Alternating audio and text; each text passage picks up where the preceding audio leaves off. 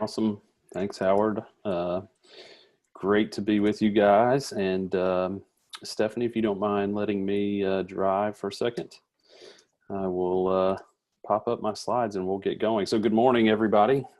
Thanks for joining in. I think Howard did a great job on the introduction. So Howard, no need to correct. I think you did a good job. In fact, I think you know, they say if you don't want a job, don't do a good job at it. I think from now on, you're going to be marketing for the Sales Educators Academy. That was a great plug for it. I appreciate that.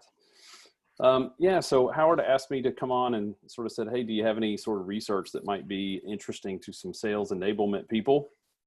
And so I threw together this presentation. It comes from some research we've done here at FSU. It's the first time I've given this presentation. So I had a mentor one time who said, I'm very excited to hear what I have to say today. I'm kind of in that boat. We'll see how this goes. And it even started with the title. And in fact, I'm kicking myself that I didn't do this as a trivia question, because I probably should have said, does anyone know who Sullivan, McGuffey, and Escalante even are? And if you come from the education field, you probably at least have maybe heard of Anne Sullivan, who was the teacher for Helen Keller, who taught her how to communicate with people, giving some of the challenges that obviously Miss Keller had. A lot of people have never heard of Professor McGuffey. He was sort of developed sort of the modern day reading curriculum. So how we teach people to read. Sort of stems from stuff that McGuffey did over 100 years ago as a professor at Columbia University. Those of you who are old like me may remember a movie called Stand and Deliver, and it was about a professor who was in the inner cities teaching mainly the Latino community and at-risk Latino community math, and his name was Jaime Escalante. And he went in and sort of did one of these miraculous turnarounds of getting students who had consistently failed standardized testing around math to consistently outperform everyone else on this standardized math form. So 3 great teachers sort of kick us off this morning because I want to talk about sales competency, the sales competency of teaching. It's not something that we talk about a lot when we look at the different competencies, which we'll talk about in a second. Again, as Howard said, this is a near and dear to my heart discussion because I am an educator. I do work in the College of Business, but it's also near and dear to my heart because it's a sales topic. I spent 12 years in sales before going back to grad school. And even to this day, I like to work with lots of companies doing consulting and exec ed around the area of sales and sales effectiveness. So to combine sort of the love of teaching with the love of sales and say, how do these things maybe work together was a fun sort of labor of love. I also work with the Sales Enablement Society, or did, as Howard mentioned, he is a founding member. The project I worked on was called the Definition Project. And a couple of years ago, we decided at the Sales Enablement Society that, hey, a good place to start is to define what is sales enablement. And despite the fact that I think the definition came out a little wordy, here is sort of a clip from it. So if there's sort of a segment of it. So if you look at the top of the screen, it's saying that sales enablement ensures buyers are engaged at the right time and place by client-facing professionals who have the optimal competencies, and then together with appropriate insights, messages, content, and assets to provide value and velocity throughout the buying journey. This is just a portion of the definition. So you can tell academics had something to do with this because of the length and wordiness of the definition. But the point I wanted to point out was this idea of optimal competencies, because I'm always being asked sort of what are the optimal competencies of salespeople. And when we take a look, we see that there's, I think, some of the common ones that we would see that sales enablement and sales organizations tend to think about when we think about what do we want sales to be able to do.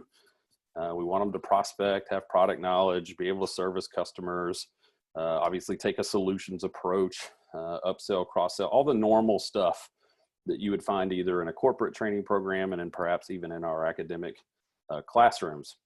But the question I have for us today is, why is teacher not on here? If we're going to ask salespeople to have product knowledge, don't we need them to have the skill to relay that product knowledge in a way that's meaningful and valuable to customers? And so what I'm arguing is, really what we're saying is it's not enough to have the product knowledge. What you have to be able to do is then convey that knowledge in a valuable way. And so this is what sort of pushed us to look into this idea of, what if we sort of thought about sellers as teachers? What would that look like? And so one of the things we went and grabbed was sort of a common framework that educators use to say, how do we make sure our pupils, our students are really learning something? Because learning is also a very complex concept. In other words, it has lots of dimensions to it. And so this guy named Bloom came up with a taxonomy, excuse me, a taxonomy of learning, to sort of say there's different levels of learning that occur in a classroom, right, or with students. Obviously, we want them to remember things. We want them to understand things. We'd love it if they understood how these things apply to the real world. And then what we have, and those are, by the way, what we call lower order learning, right? So this is kind of like at a basic level, this is what we need to get students to do. But what great teachers do is they really get students to engage in what we call higher order learning, right? The ability to sort of analyze situations using the concepts that you've taught them, allow them to evaluate sort of things that are going on around them using the concepts, and then even create, right? Adjust and create to their environments based on the things that we've taught them. And so we were working with a company recently who kind of came to us and they said, hey, we don't believe our salespeople are really doing a good job when it comes to product demonstrations and product and solution presentations. Can you help us think through this? And so it was interesting because we were kind of in the middle of this project of thinking about sales as teachers. And so it gave us this perfect opportunity to say, okay, let's take this framework and see if we can apply it to a sales role. And so if we were to change this from student to customer, what we're really saying is, at this very basic level, can the customer remember the basic features and benefits that the solution provides? So if we have a teaching session known as a product presentation, does the customer come away remembering what we talked about? The next level is, can the customer classify the seller solution? So when you look at what we mean by understanding, we mean after they see the product presentation, then can they say, oh, this is a lot like competitor X, or this sort of falls into solution category Y. You know, we've seen this before. We kind of understand what it is you're offering and how it fits into the field of all solutions that we could look at out there. The other thing is apply. And I think when you look at the apply, we don't necessarily mean can the customer apply it to their own world. We mean, do they understand how the solution has been applied by other companies, right? And so when I see sales presentations, it feels like salespeople check these three boxes fairly well when they go in and they say, here's my fab statements and what I do. Here's kind of how we relate to some of our other competitors. And oh, by the way, here's some case studies of how other companies have done this. So when you look at most presentations, they flow through these first three sort of levels of learning pretty well. Where I think they struggle are these next ones, right? So the next, when we think about analyze, it's can the customer tell which aspects of the seller's solution's important and which are not. In other words, can they analyze the solution and start to identify components of it that say this won't work in our company, but this probably would, right? Then the idea is, can they understand the specific outcome? So do I have enough to evaluate? Can I come to my own sort of value equation based on the cost of acquisition and ownership versus the benefits it's going to provide? And then finally, can the customer discern which elements of the solution will need to be adjusted? So can they take what a salesperson has offered them and run with it in terms of implementing and making it work in their company, okay? So I promise this is the most lectury part of this, but I just wanted, because we're gonna base this whole discussion this morning off this pyramid. It's because we wanna discuss what are the impacts of these different levels of learning on potential opportunity pursuits. And then what we want to do is get everybody in some groups, or at least as a group, have a conversation about how do we move salespeople from these bottom boxes in product presentations and product solution conversations to these top boxes, because it's important, right? And here's why. So I mentioned earlier that a company reached out to us and said, we're struggling with this. We don't We don't think we do a good job in product demonstrations, product presentations. Can you help us? And so what we did is we went to them, we said, okay, let's study the impact of these two levels of learning, this lower order learning and this higher order learning. All right, so the customer allowed us to survey customers after their salespeople had given a product presentation. So this company sells cloud services, cloud storages, cloud data management, et cetera. And so what we would do is, after a salesperson would enter into the CRM system that they gave a product presentation to a customer, we would come behind and send an email to the customer and say, do you mind just filling out a quick survey on what how that presentation went? And essentially what we were asking them was for the customer to assess their own level of learning. So they had 50 points that they could say on a scale of, up to 50 points, to what degree do you feel like you learned sort of these lower order things? And then we said on a scale of 50 points, right, assess yourself on, do you feel like you learned sort of these higher order things? Do you understand how it would be implemented in your company, how to evaluate it, et cetera? So a couple of interesting things. When we looked at the average self-assessment of customers, what we found is they scored themselves about an 80%, right? So if we were sort of putting this in test terms, they gave them, on the average score was about 39 out of 50 total points. So that would be about an 80% of what they said they learned fell into this lower order learning. Now, interesting, when we said, what about the higher order? They got an F. They failed, so to speak, because they came in at less than 50% of their learning fell in this higher order bucket, right? So takeaway number one, customers are telling us, at least in this survey, in this study, the sales rep helped me sort of understand the lower order stuff. I didn't really get to the higher order stuff, or I'm not, not comfortable. I don't feel like I learned what I needed to learn on the higher order stuff. So then what we wanted to look at was, does that impact chances of winning? Okay. So remember I said we're looking in the CRM system. After we got these surveys back, we went back into the CRM system to see, did they win that opportunity or not? Because what we wanted to see is, does lower order learning impact chances of win, and does higher order learning impact chances to win? And here's what we found. Lower order learning has no impact.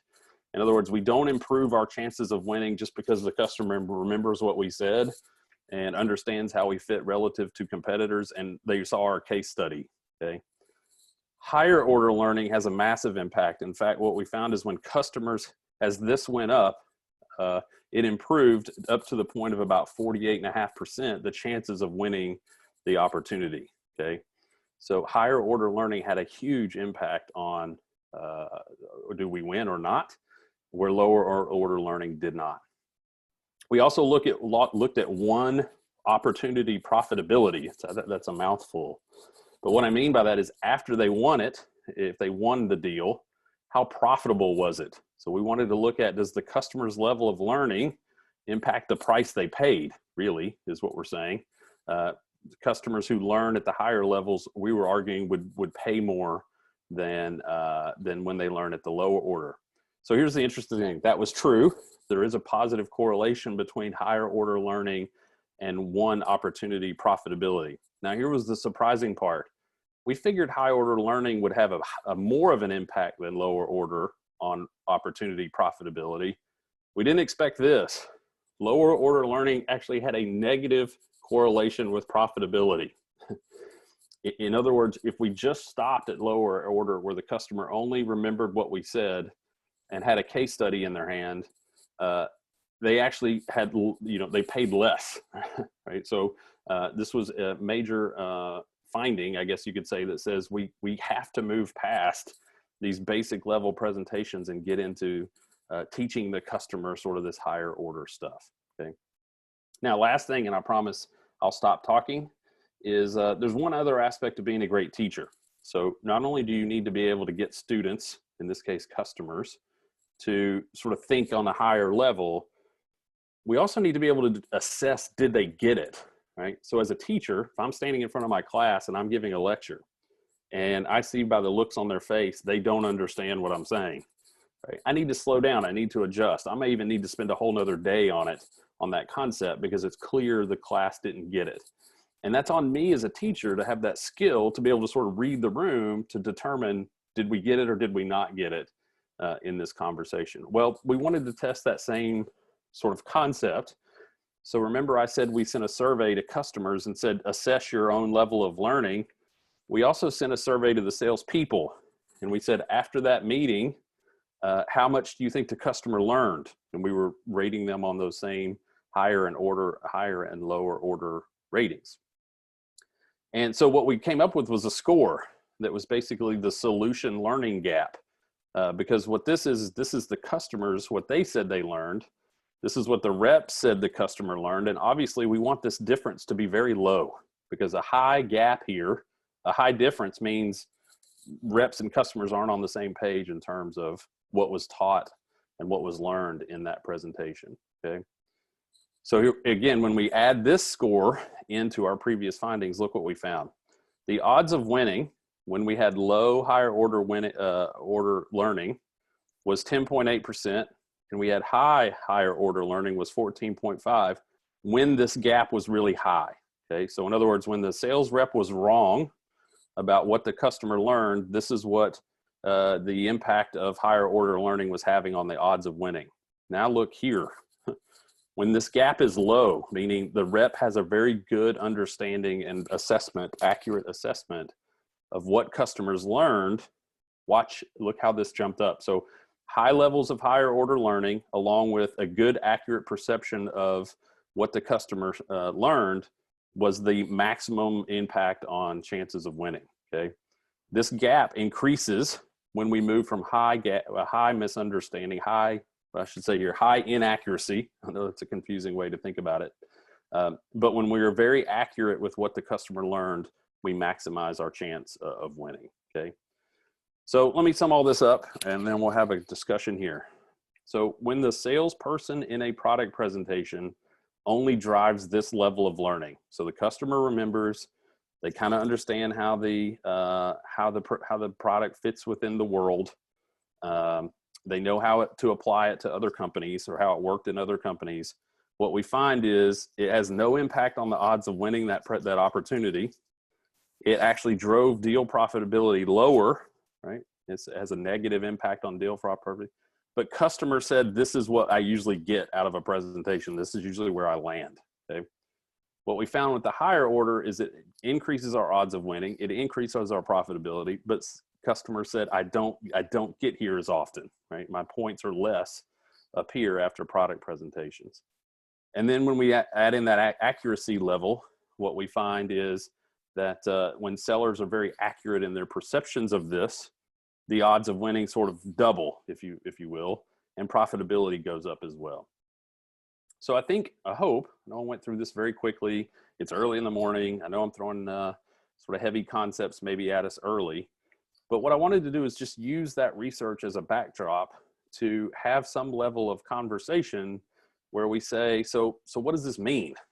If we take a look at some questions, right, I think what we need to think about is, what we need to think about is there are 3 questions here that I want us to explore. One is, how can organizations enable sellers to get here with customers versus here? In other words, what can we do as sales enablement professionals? What tools and training can we give them to make sure the salespeople are driving past this lower level up into these higher level orders of learning for their customers?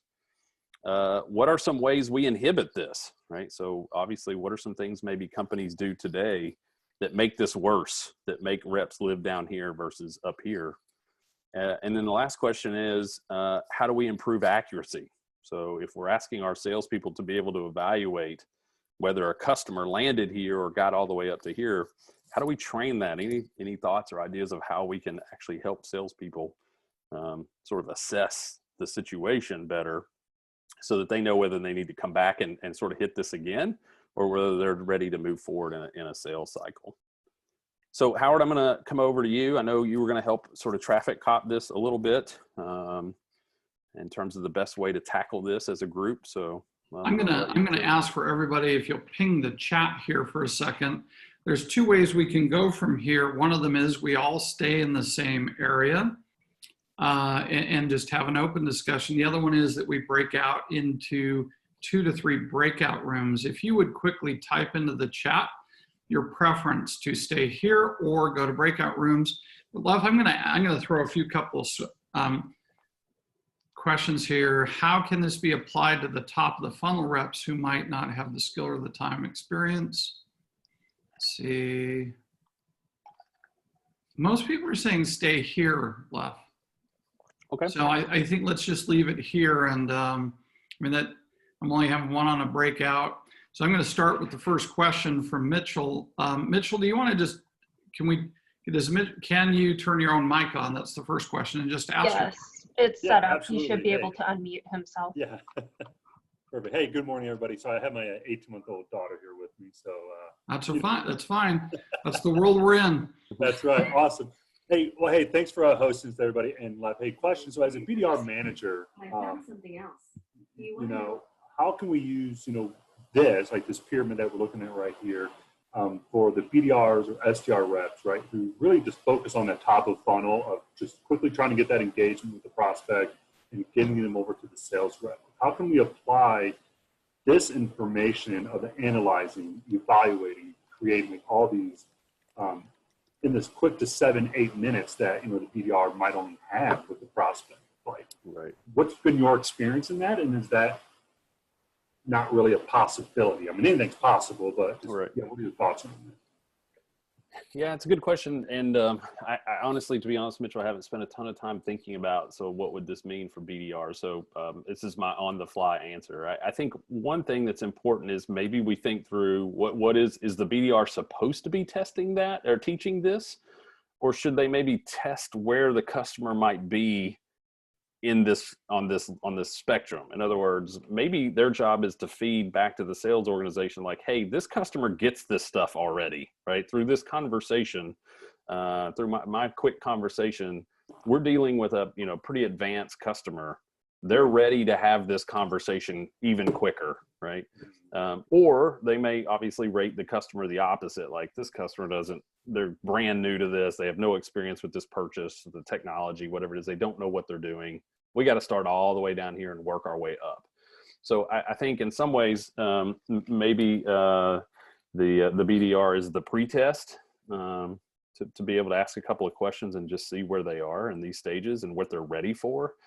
Because again, I do want to be clear. I'm not saying these aren't important in the sense that obviously these kind of build on each other. And so we often have to do some of this stuff.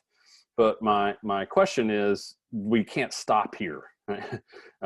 And so what we have to drive up. And so the BDR can help us sort of figure out how quick can we move to the top of the pyramid versus the rest. And then maybe also the BDR is the one who sort of checks the box on a couple of these lower level learnings, so that then when the seller does get to it, assuming you're talking about a role where they're handing it off to a salesperson, now the salesperson can pick up and run on up. So I don't know if I'm answering your question. That's good. Yeah, that's great answer. I mean, yeah, perfect. It's almost like we can use the BDR role to see, are we dealing with a sophisticated buyer, like somebody who's knows what they're shopping for. Again, I work for a Fortune 100 company, so we typically are dealing with sophisticated buyers. Right. Or are we dealing with somebody who is just exploring and just unknown, and using that information, I think could really actually help the sales cycle and speed it up too, potentially. Right. Yeah. Good question, Mitchell. I'll think more about that, by the way. That's it's a good point in a BDR, SDR world. I think that actually, I think it could enhance and give a bit more structure to the SDR function, because I think a lot of times out there in the space, the BDR function is to reach the level, whether we're talking about MQL, SAL, or appointment, whatever the case may be, whatever the transition handoff moment is.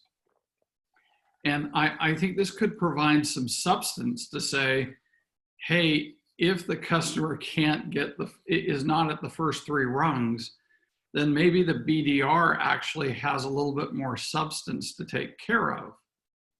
And then you bring, so I actually think it's a fascinating, I think the SDR space is get to the meeting, which really leaves the customer a little off in the distance to say, so you wanted to start a conversation with me just to get me to that meeting. And this might actually give the SDR a little bit more of a threshold. Hey, my goal, my objective here is to give you the baseline, make sure you understand the fundamentals. And then once we reach that level, then let's bring in somebody who can get into that deeper dive. I find that, Leff, I think that's a very fascinating space. Maybe I'm off in my own land there, but I think the current deployment of SDRs is so simplistic that it can be poorly executed and poorly appreciated by the customer base. Whereas I think if this were the SDR's primary objective, I think I think SDR roles would be a better preparation to the other roles, whereas right now it's just get the meeting.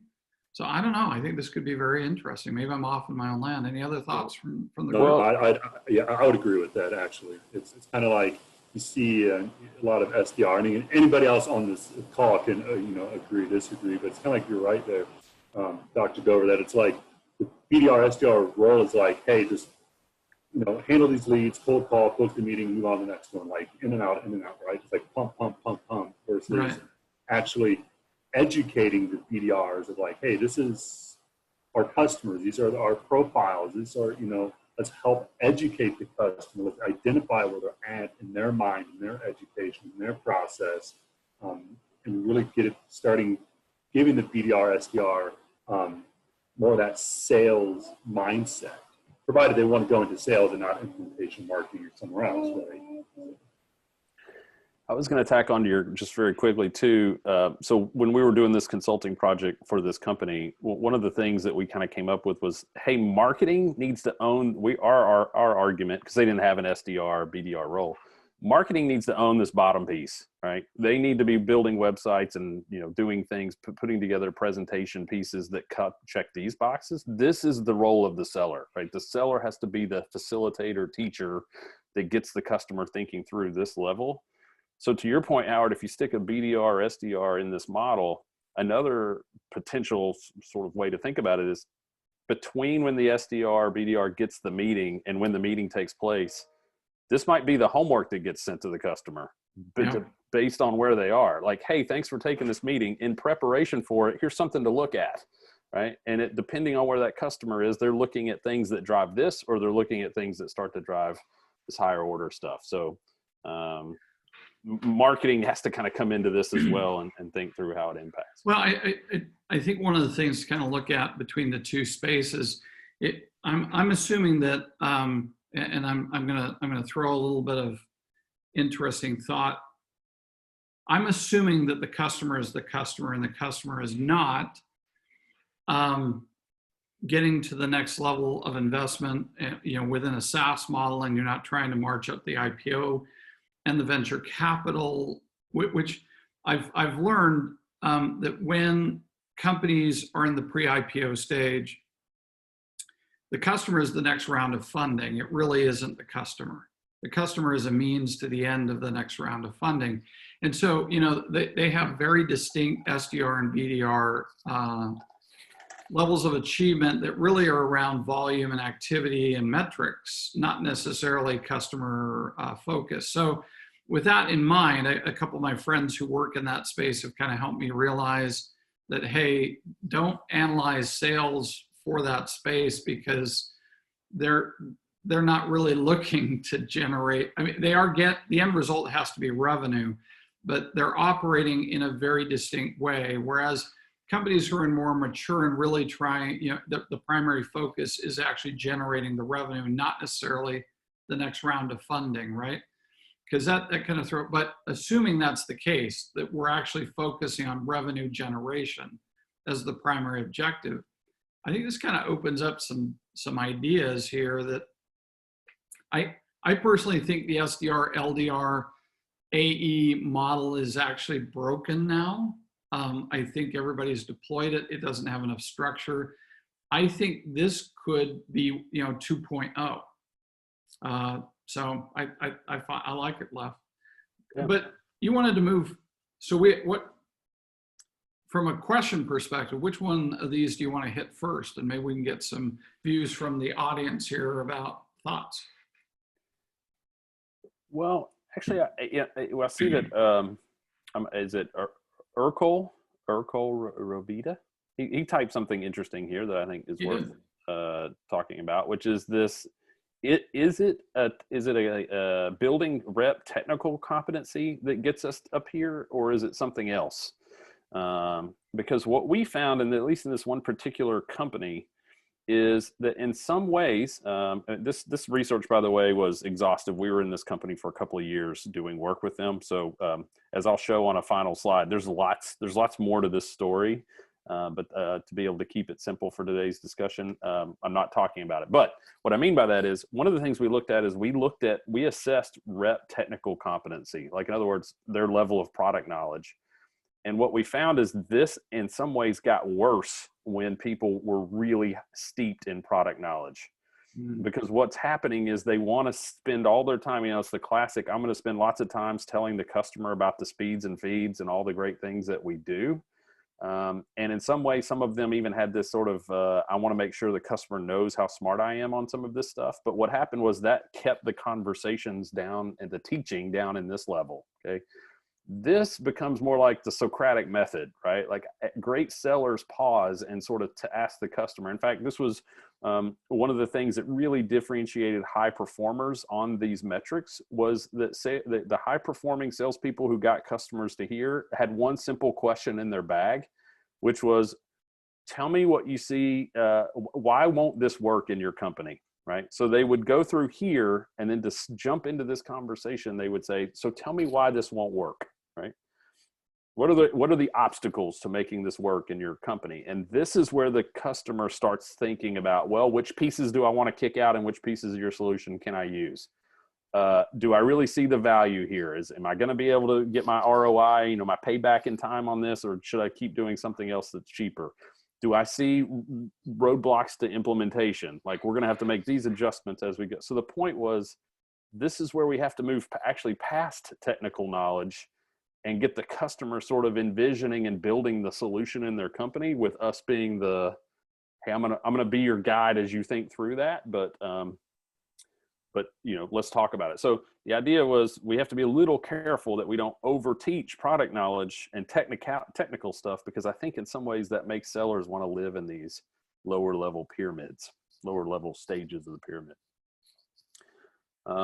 So anyway, I'm sorry, Howard. What you asked me something before I went on that diatribe. No,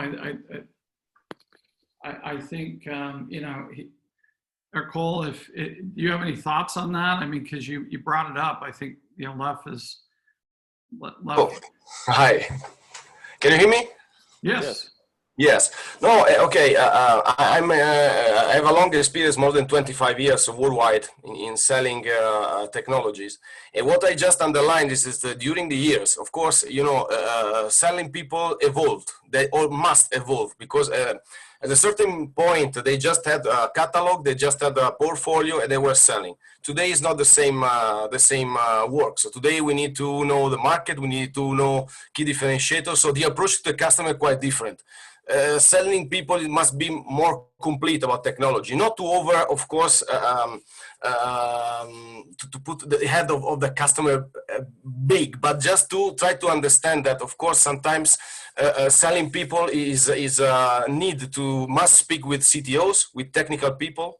So, and sometimes you have the chance to sell once. So, I mean, for example, in big contracts, first of all, you have to prepare very carefully, but then you have one chance just to go to the customer and sell something, and you must be really prepared. And sometimes you're not the time just to prepare all the strategy to be supported by technical people, so you are alone. So that's what I was just underlining. And also today, due to the market is really unpredictable. Sometimes what you are just studied today, tomorrow the customer changed its mind because, for example, they need to allocate the budget a different way, blah blah blah. So what I wanted to underline is just this: so sales people must be prepared, must be evolved, know very deeply the market, competition, because competition sometimes they came and they just dump pricing. So you need to apply countermeasure in order to say, okay, look, maybe my pricing is, because we're talking about before profitability, my pricing maybe is higher, but these are our key differentiators. So it's really complex to deal with customers today. Yeah. Good point. And I think Tom Knight just wrote, so really what we're saying here in some ways is that this is product knowledge and this is business acumen. And I think that's probably a good point, Tom. The key though is making sure our sellers don't tell business acumen, but use it to get the customer to think through the business acumen of it. And so just as Urkel just said, an example of that is coaching a customer how to navigate budget and use budget effectively is part of this higher order learning, right? This is no longer about what's the world in general doing, but this is about, hey, what are we going to do in your company? What do you need to do in your company to make this work? So totally agree, Tom. Business acumen is huge here, but it's also the nuance and the finesse of being able to sort of get the customer to think through it versus just sharing it and sort of telling what they should do around that. So good point. Hey, Tom, do you want to give your point?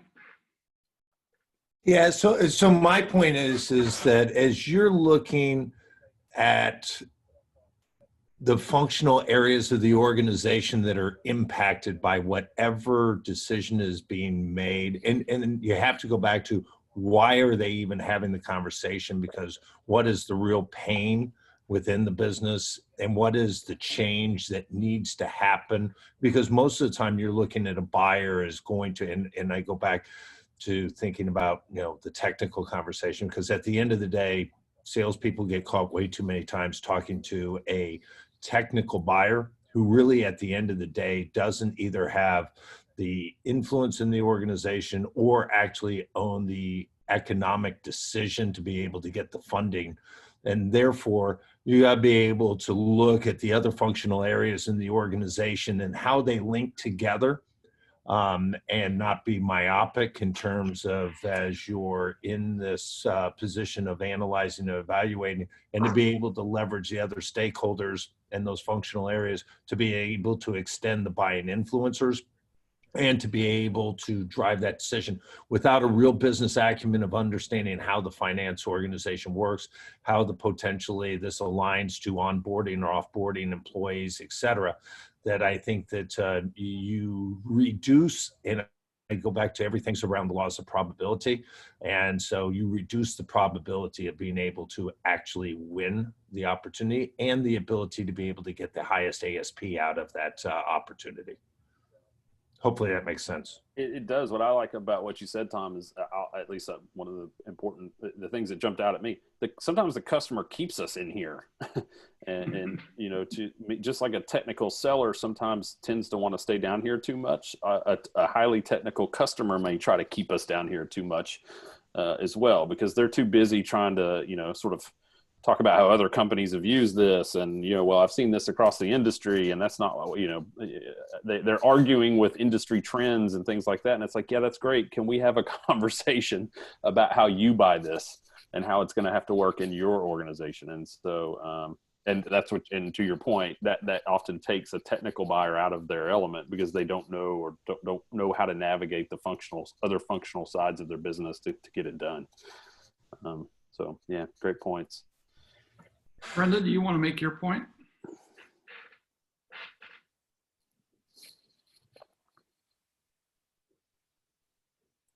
Let's see, Brenda, she's saying, what is your opinion around domain industry knowledge? Seems to me that this is very important to helping get a customer to the top of your pyramid.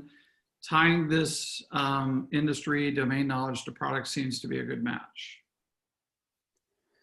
Yeah, I think so. When we interviewed people who did this well, they would take sort of what they were good at, taking the leap between, hey, let me tell you what I've seen other customers doing, which is what's really getting discussed at this apply step. That's what drives the applied learning in the way we're conceptualizing it. But then they would make that leap to say, now tell me what you think, how that would work in your company. Okay. So sort of taking this constant outside in sort of perspective to get the customer to start thinking it through from their internal. In other words, is what you're telling me other companies are doing going to work in our business?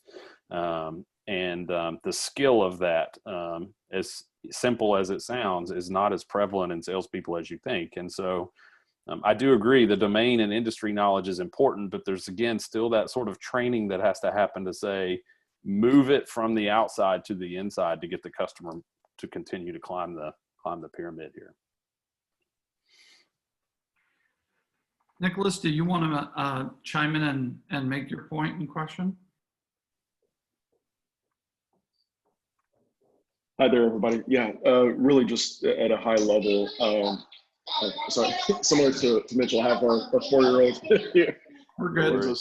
Eu estou conversando aqui no coffee. Né? So, I'm sorry, might have to go on mute, team. Really, the point I'm trying to make here is obviously we have sales segments across our sales teams, BDR, SDR, inside sales rep, field, public sector, whatever. Regardless of that, that's how we define and segment our teams. Regardless of that, when obviously our customers know that we have these different roles, but beyond that, they are engaging with the entity, with the supplier. So each engagement, regardless of who they're engaging with, early in the sales cycle or / the buying cycle, on the buying side, no matter where they are, they're engaging with that BDR. It needs to be just as valuable as when that BDR passes it over to the AE. And so the skill set, similar to what was just mentioned a moment ago about business acumen, needs to be there. It needs to be valuable for the buyer, obviously. It needs to be educational for the buyer because they may be far on in their buying cycle itself. They may be educated based on what they hear from their peers at the executive level, maybe in a CIO group, CFO group, CISO group, whatever. Reading online and things of that nature, they have a challenge they're trying to solve. So they engage, all the research saying, how far along they're in the sales, in the buying cycle, 57%, 6%, doesn't matter. They're engaging with that supplier to help them potentially solve that business challenge or achieve whatever they're wanting to achieve. It has to be aligned to those expectations. Doesn't matter if it's a junior BDR or a seasoned sales account executive. Yeah, agreed. Yep, good point. Well, Leff, I think we're sitting on about 5 minutes because we do want to give a 10-minute break so that because we're going all day, so we want to make sure people can make the phone call, grab the food, and get a bio break if they need it. Sure. So. Well, I'll just wrap up then by saying, we didn't really touch much on, so I feel like in some ways we've sort of lived on question 1 here on the screen of sort of what do we got to do to help customers move up this ladder. Just a couple of quick points on what did we see, at least in this one organization, that was keeping sort of inhibiting the climb, if you will. And again, one of it was one part of this was this organization, I don't think, did a great job with that business acumen, and I thought, in some ways, overtrained product knowledge, and so that overtraining of the product knowledge was, causing salespeople to give lots of presentations that lived down here in terms of customer learning versus the other. That idea of sort of, again, we all know it. We don't want product presentations to be one directional, and they need to be a conversation. I love the idea of salespeople as Socratic teachers who are throwing out sort of questions for the customer to ponder as they move through. Again, that's one of those things that I think is common sense, but not common practice. People say they should do it, and then we watch a presentation and the sales rep spends all their time doing the telling thing of going up to about here and then stopping, and they don't move the customer up into these other levels with good questions throughout the presentation. And so I think from a training standpoint, sort of this, how do we enable it? I think we have to do a better job training the presentation part of this to sort of say, hey, listen, we need to think about what our goals are. If our goal is to just do this, then we have one kind of presentation. But if we want to move this up, we got to start to figure out how do we sort of build some intentional points in the presentation where our goal is to check this box with the customer's learning, and our goal is to check that box, and the goal is to check that box. And again, when I look at what organizations send to me and say, hey, take a look at our, here's our product pitch deck, they live down here and they never really do a good job, I think, moving up here. And so I think in some ways we have to make sure we're thinking about that in a training capacity to say, our goal is not to get to here, and our goal is to drive that on up. So one other just quick thing, as I said, there is a lot going on here. We were in this company for a long time. They hired us to actually say, how can we improve this? So what I've shared today is sort of what is the impact of it, and does it matter? And what we found was it does matter, that this is sort of okay, but not great. This is where we want to live as sellers. And so if you're interested, please feel free to reach out to me, and I'm happy to sort of, either send you what we found, and we're still sort of finishing up the white paper on this, or I'm happy to jump on a call and talk about, here's some things that they did that allowed them to improve this, both from marketing support, from training, and from actually sales manager coaching, because obviously the sales manager can play a huge role here in coaching sellers to push through the lower levels up to the higher order as a part of their coaching of salespeople going into presentations. So shoot me a note. I'm happy to keep having the conversation. If this is something that's interesting to you, again, we're sort of in the early stages of writing all this up, but we think it's interesting, but we live in this space, both feet in both spaces all the time, sales and teaching. So anyway, Howard, let you close us out. You bet.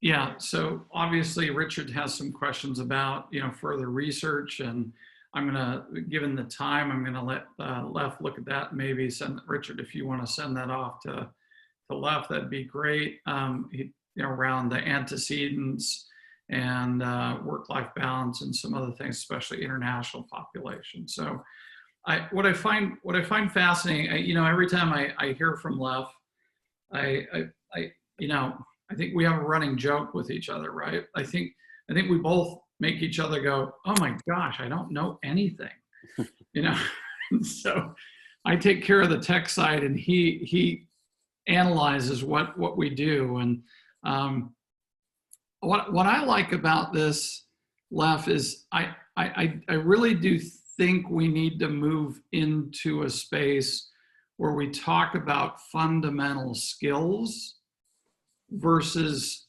fundamental methods. And I think when we get to fundamental skills, I think we're going to be a happier and more productive field. And I think what you're trying to say is these are skills we could help people develop, right? Right. And you and I both know that in academia, this is not straightforward. To be a great teacher is not straightforward. It takes a lot of effort and thought, and so this concept of saying, hey, are you just presenting, but nobody's receiving? And then even worse, they're not really not thinking about this. And right. I think to build the skills at this kind of level and create people with these kind of abilities, these competencies in doing this, it kind of spans over multiple methodologies instead of being methodology focused, which I think is enlightening. So as always, I'm one of Leff's biggest fans. I don't know if he has a fan club, but I just enjoy learning from him every time I present. What I think is fascinating is his mind has never stopped on one thing. So I keep on thinking Leff is the guy who is developing the agile selling system, but then he surprises me and shows me things about how he's going to become we should present better system guy. And then he tells me other things about how we need to be a better coaching kind of guy. So if you're not following Leff Bonney, I hope this is an opportunity for you to say, wow, this is a guy, Florida State, UT Dallas, we love our brand, but we respect our friends. Florida State is an amazing institution, and their sales program is one of the best in the country. We appreciate always the affiliation that we get to have with FSU.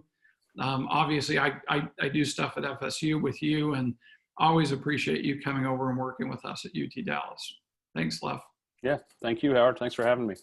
You bet. Folks, we're going to do a 5-minute break, and we're going to go into the live session here in about right on the hour. We'll be starting off with opening remarks, and then we should have Derek Pando from Zoom talking about Zoom's phenomenal growth in 2020, kind of the behind the scenes of what was that. When this all was starting, I said, I reached out to Derek and said, I may need your help because we moved this event live on the fly last year. And I said, I may need your help, but I'll try and do it on my own.